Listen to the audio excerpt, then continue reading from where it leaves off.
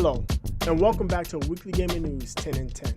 This episode covers the week ending Saturday, February 3rd, 2018.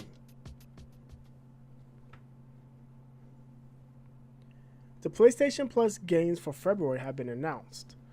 On PlayStation 4, puzzle adventure game Rhyme and adventure game Knack are being made available. Also available in February are PlayStation 3 titles Spelunker and Mugen, and PlayStation Vita titles Exile's End and Grand Kingdom, with Grand Kingdom being available on PlayStation 4 via Sony's cross-buy program. Also beginning February 13th and running through March 13th, Gems of War fans will be happy to hear that a PlayStation Plus starter pack will be made available. This pack includes the No-Bin Brothers Troop, 10 rare gem keys, and 2,500 souls. Finally, don't forget that PSVR title Starblood Arena is still available if you haven't already picked it up. EA makes the top 5, but not necessarily the list they would like to see themselves on.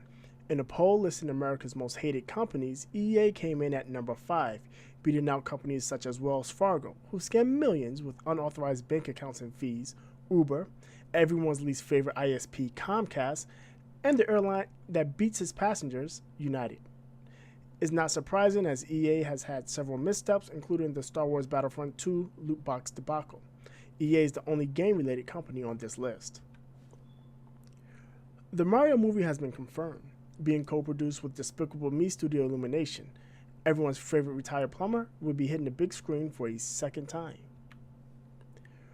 Red Dead Redemption 2 has been delayed yet again, but it gets an official release date. Originally set for a fall 2017 release, Red Dead Redemption 2 was pushed back to spring of 2018. Now citing the need to add some polish, Rockstar has delayed the game again, but this time they provided an October 26th release date. Mario Kart is coming to mobile. Nintendo announced Mario Kart Tour will be released on mobile platforms sometime during the next fiscal year, which ends March 2019. Announced via Twitter, no other details were released. This adds to Nintendo's increasing slate of mobile titles and brings another major IP to mobile, following Super Mario Run, Animal Crossing Pocket Camp, and Fire Emblem Heroes.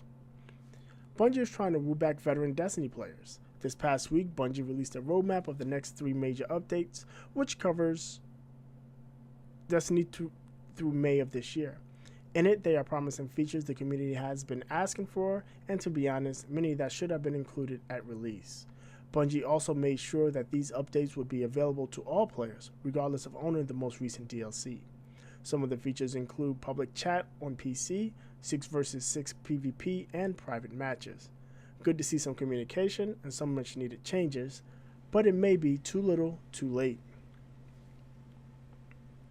Yakuza 6 European and North American release date has been pushed back by about a month.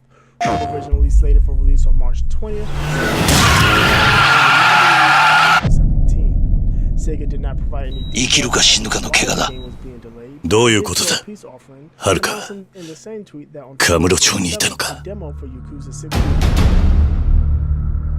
All is not lost for Western. またこの町に帰っ Nintendo has announced that the long-awaited Switch Online service will be launching in September, costing $3.99 per month, $7.99 for 3 months, or $19.99 for an entire year. Included with the online service will be, of course, online play, which currently is free, and a monthly game rental. While cheaper than its contemporaries, it is also less featured. In a Wall Street Journal article, CFO Blake Jorgensen said EA will bring back microtransactions to Star Wars Battlefront 2 in the next couple of months. He noted that Star Wars Battlefront 2 underperformed, selling about 1 million less copies than they expected 8 million units.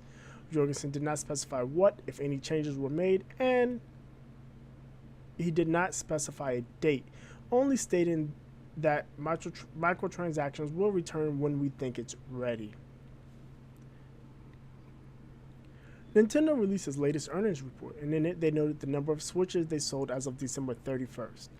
That total, 14.86 million units, beat the Wii's lifetime sales, which stood at 13.56 million units.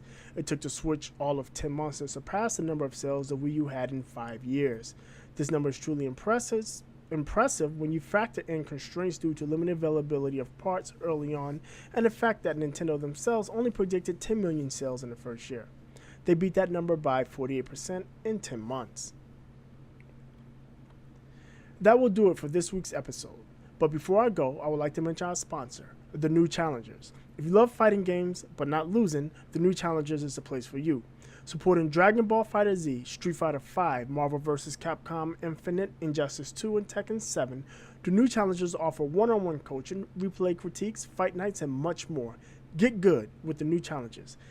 Head to www.newchallenger.gg for more information and to sign up. Finally, if you'd like to hear a more detailed discussion on these stories and more, join Trinell and I for a weekly gaming news show streamed live Sundays at 7 p.m. Eastern on Facebook, Mixer, Twitch, and YouTube.